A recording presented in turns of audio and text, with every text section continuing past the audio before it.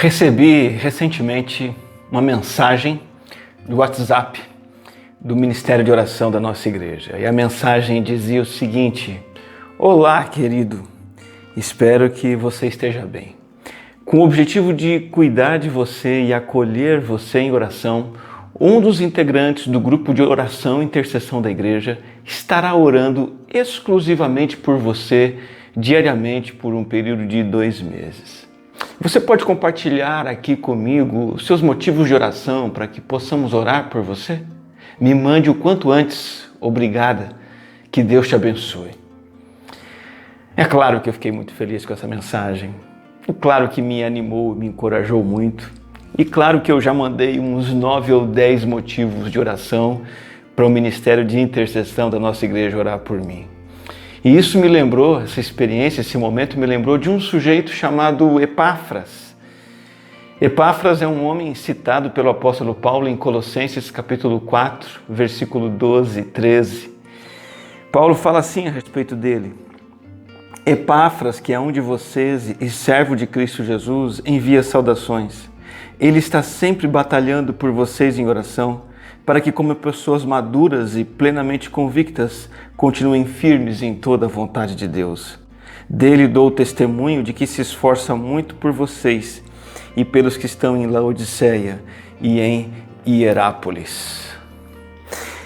Epáfras é fundador da igreja de Colossos. Quando estudamos o contexto histórico e a carta aos Colossenses, vemos que ele foi quem fundou aquela igreja, ou foi um dos fundadores, igreja de onde ele era membro.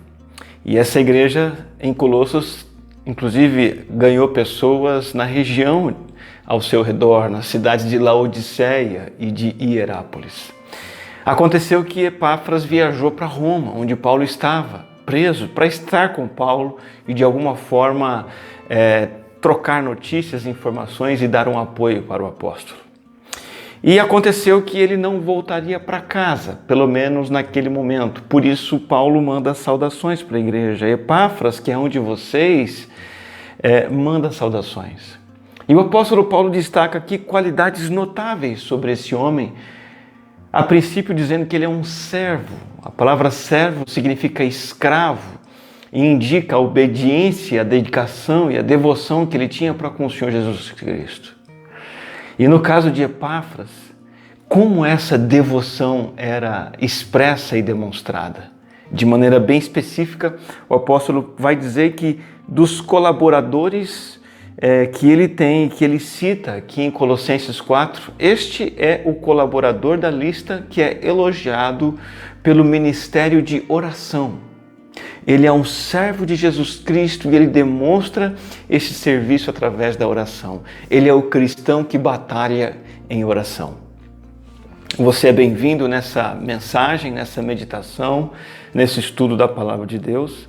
Nós estamos uma pequena série de estudos de personagens que Paulo cita em Colossenses, no final da carta, nas saudações finais. 10 pessoas ao todo que são um exemplo e inspiração de confiança em Cristo e devoção a Cristo que nós também devemos seguir.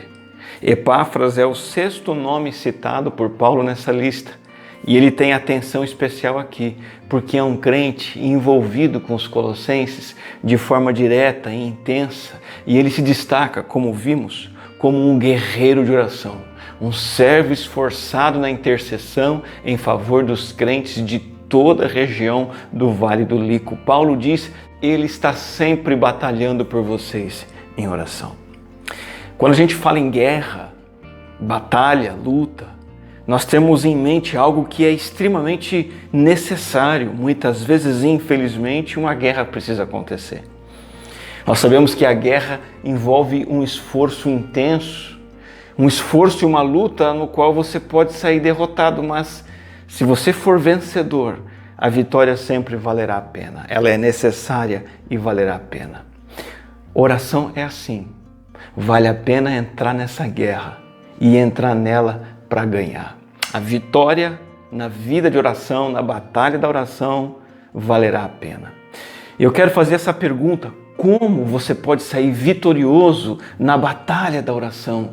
E olhando para o que Paulo diz sobre Epáfras, nós encontramos 4 passos para sermos vencedores na batalha da oração.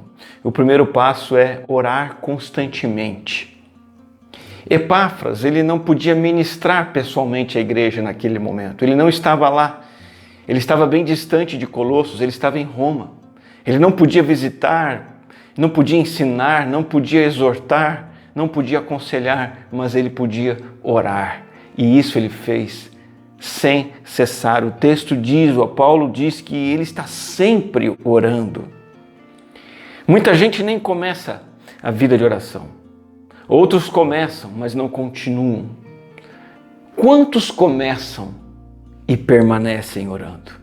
Veja que a oração não é para ser feita eventualmente. A prática da oração não é só para quando a gente se converte, começo da vida cristã, a gente aprende a orar e ora bastante e depois para. Não. A oração também não é um recurso apenas para aqueles momentos em que você está em apuros. Uma enfermidade, uma calamidade, um desemprego atinge você e você então começa a orar e ora naquele momento e depois para. A oração também não é só para momentos cruciais da vida. Está precisando de um namorado? Faz uma campanha de oração. Precisa tomar uma decisão profissional? Participa de reuniões de oração até ter uma resposta. Não sabe se casa, se compra uma bicicleta? Então você vai e ora por um tempo e depois para. Não. Oração também não é só para ser praticada em momentos ou reuniões de oração da igreja. As reuniões de oração aos domingos, os momentos de oração no culto, os encontros de oração dos grupos de estudo e por aí vai. E depois não ora mais, nenhum outro dia, nenhum outro momento. Não é assim. É para orar como Epáfras, sempre batalhando em oração, continuamente, noite e dia, semana após semana, mês após mês, ano após ano, a vida toda. Falando em guerra e batalha, pensa num soldado. Ele tem uma vida regular, talvez ele tenha o seu trabalho, os seus estudos, seus horários, seus dias de folga. Mas quando ele vai para a guerra, acaba tudo isso. Ele não tem mais folga, não tem hora extra, não tem dia de descanso. Ele é um soldado e está 24 horas por dia na luta, sem folga, sem descanso. Nossa vida de oração tem que ser assim se nós queremos sair vencedores. Precisamos aprender a orar sem cessar, orar continuamente, ininterruptamente a vida toda. O segundo passo para a vitória na batalha da oração, como Epáfras, é orarmos intensamente, ou seja, com fervor. O texto no versículo 12 diz que ele está sempre batalhando por vocês em oração. Veja que ele ora com fervor. A palavra batalhar é agonizomai, muito parecido com agonizar. É a atitude, a postura, o esforço de quem entra numa competição, não em um passeio. A vitória na vida de oração requer que você tenha a atitude de quem está lutando, não de quem está passeando. Essa palavra usada no mundo antigo para competição nos Jogos Olímpicos, que inclusive nós temos até hoje, e que exigem luta dos seus competidores. Atletas que se empenham ao máximo. Recentemente eu vi no meu aplicativo de corrida uma amiga minha, uma amiga nossa, casada, mãe de 3 filhos já grandes, na altura dos seus 45 anos de idade. Ela correu 21 quilômetros em 2 horas, fazendo mais ou menos 5 minutos por quilômetro. Eu que tento correr um pouquinho de vez em quando, vejo o esforço dessa mulher, dessa mãe, como ela deve ter agonizado, se esforçado e lutado. Outras 2 vezes essa palavra é usada para descrever as orações do próprio apóstolo Paulo em favor dos crentes de Colosso, e ele lutando em oração quando percebia os perigos das heresias que estavam rondando a igreja. E digo mais, essa palavra também é usada para descrever a oração de Jesus no Getsêmani. Aquele famoso momento de oração em que Jesus agonizou e suou e o seu suor foram gotas de sangue, orando para que Deus lhe desse forças, para que o Pai o fortalecesse a continuar adiante com a obra da morte na cruz pelos nossos pecados.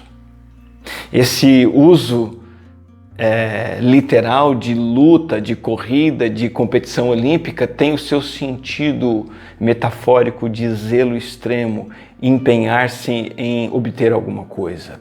Envolve o esforço total na oração, o foco total na oração, o tempo exclusivo para a oração. Envolve luta da sua parte em abrir mão de outros afazeres, outras pessoas, abrir mão de entretenimento, lutar contra o sono, lutar contra emergências que estão vindo, mensagens te chamando no celular, lutar contra uma mente inclinada a se distrair, luta em oração.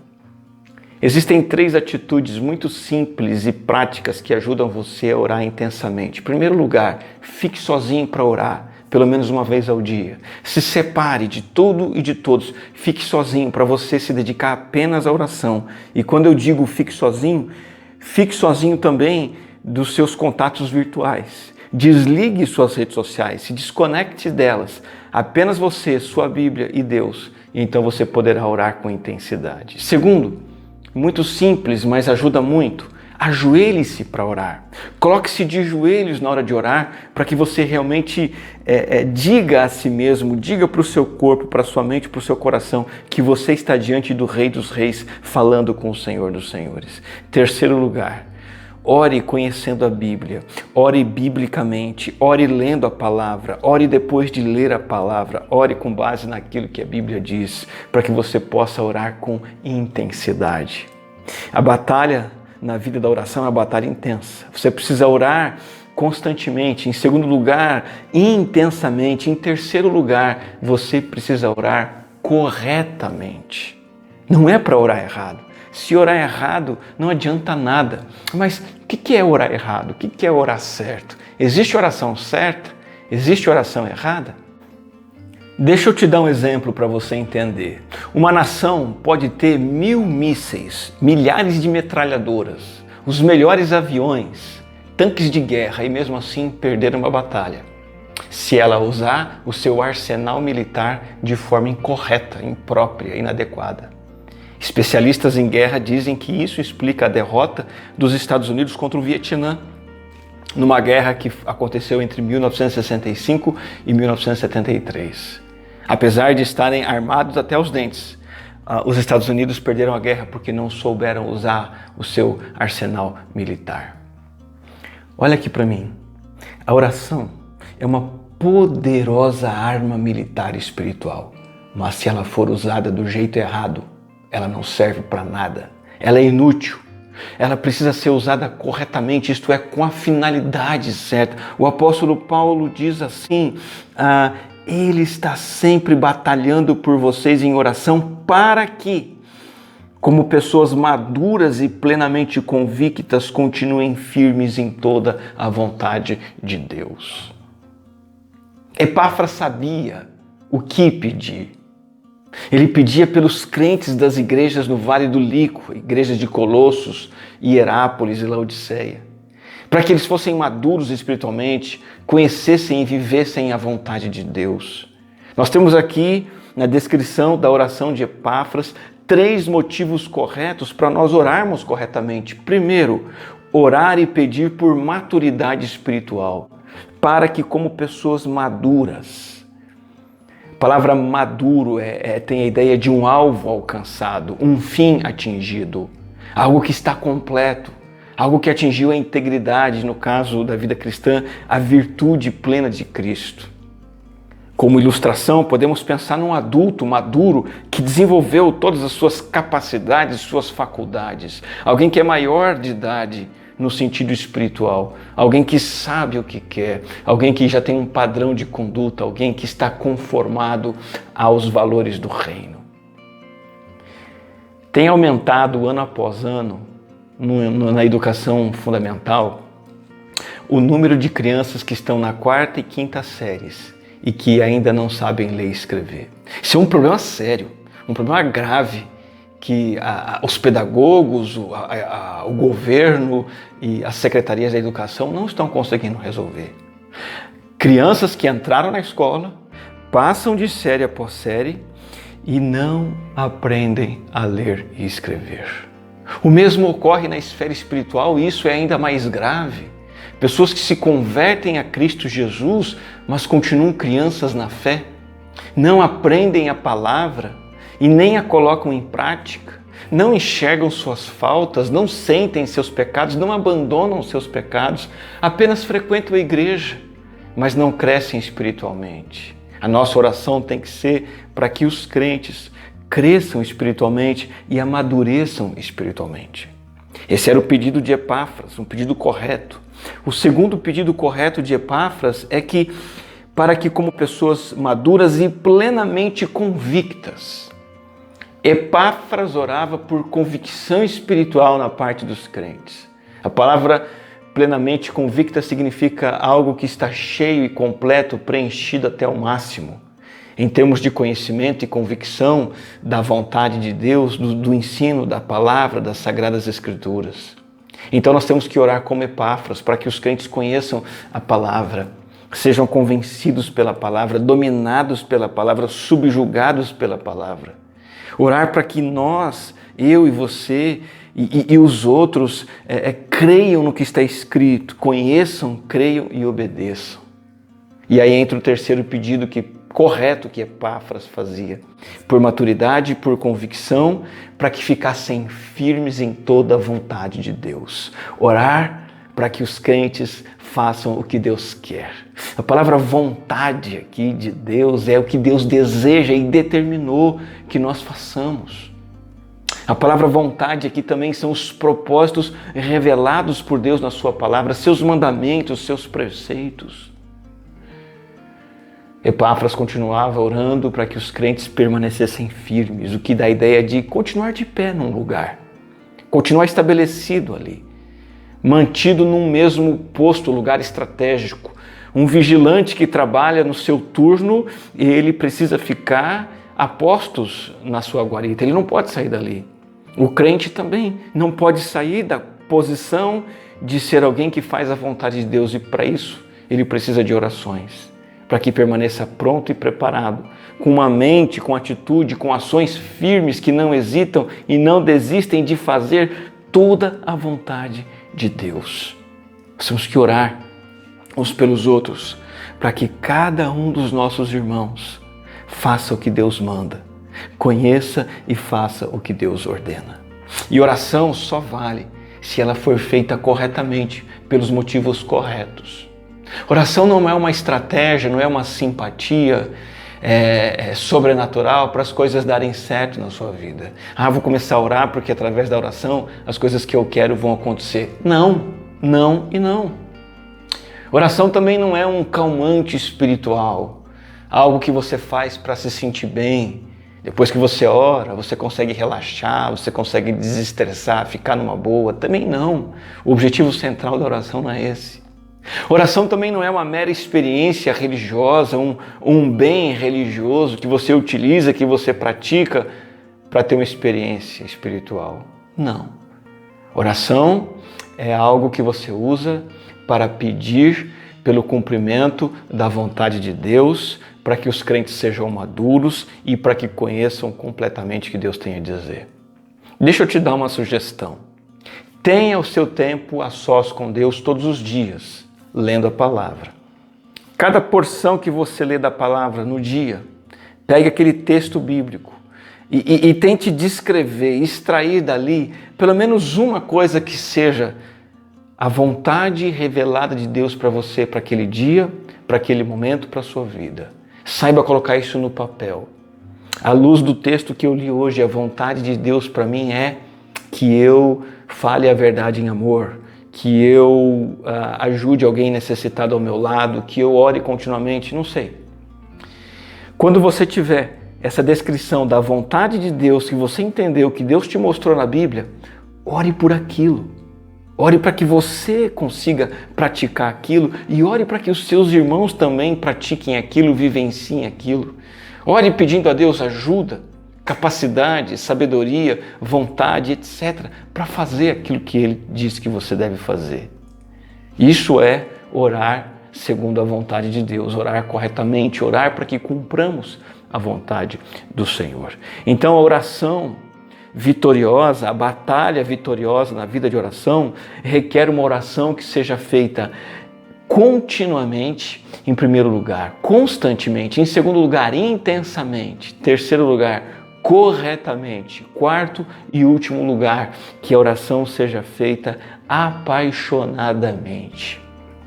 O apóstolo Paulo diz assim no versículo 13: de Epáfras eu dou testemunho que se esforça muito por vocês e pelos que estão em Laodiceia e em Hierápolis. Sabe o que Paulo está dizendo aqui?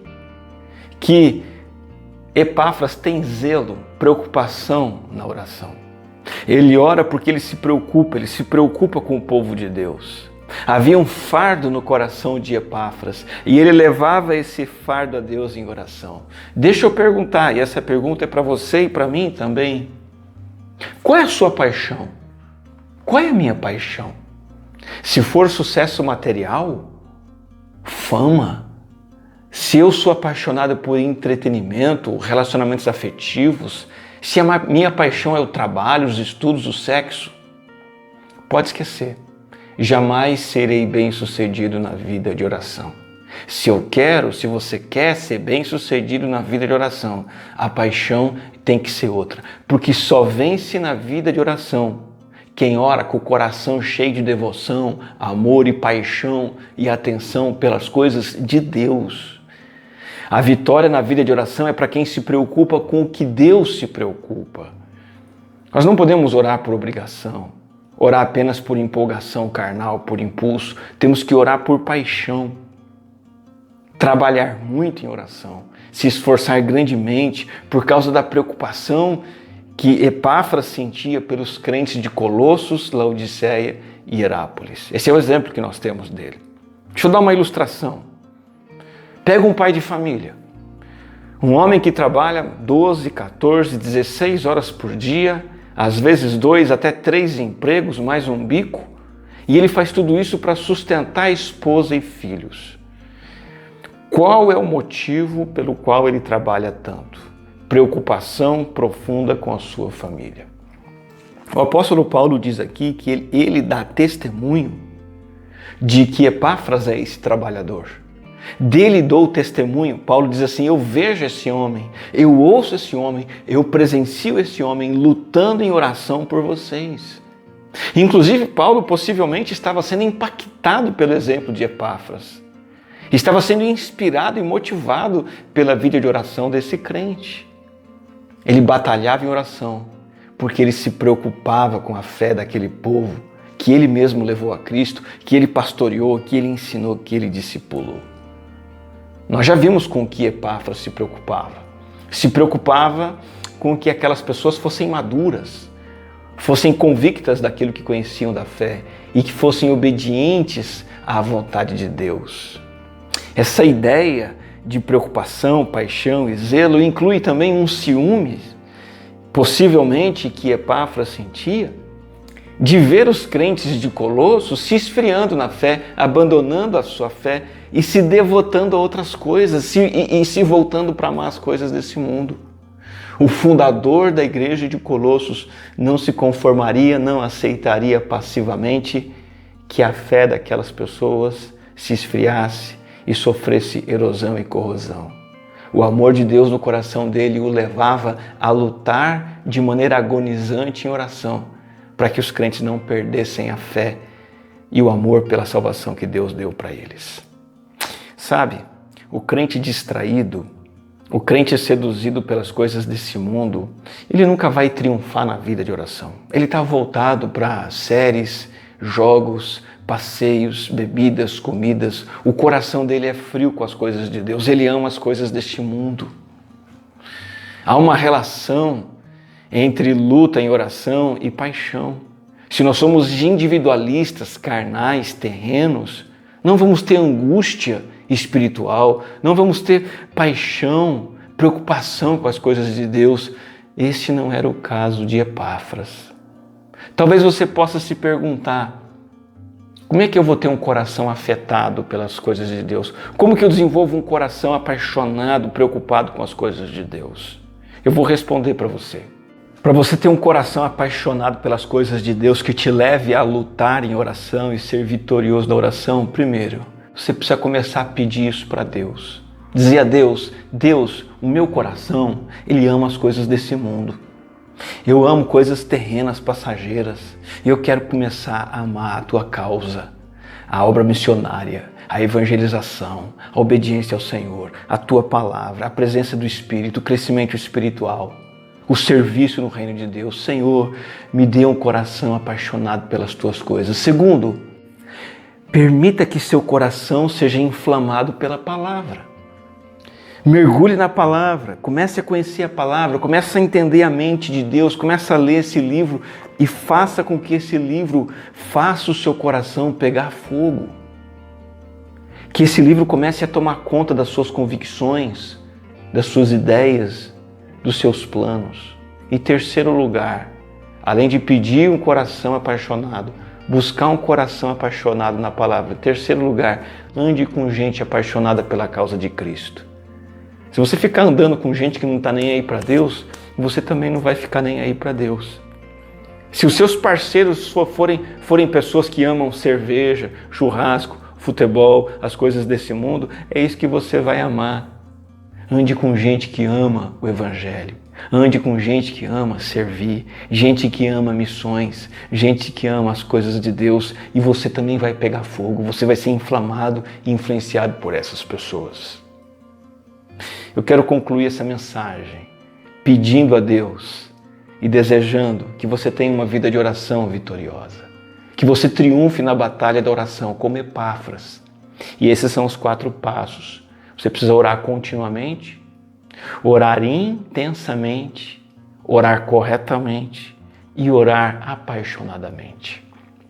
Sobre aquela mensagem de WhatsApp que eu recebi do Ministério de Intercessão da minha igreja, eu louvo a Deus por saber que tem pessoas orando por mim e que estão orando por mim e por você dessa maneira como Epáfras orava. Eu louvo a Deus por ter um Epáfras orando por mim. E eu também quero ser um Epáfras que ora dessa forma por outras pessoas também. E que você se torne um guerreiro de oração vitorioso. Pensando nisso, convido você a orar comigo nesse momento. Senhor, nós te damos graças porque podemos entrar nessa batalha tão preciosa da vida de oração. Esse esforço que vale a pena. Essa luta que nos traz recompensas incalculáveis, indizíveis, incomparáveis.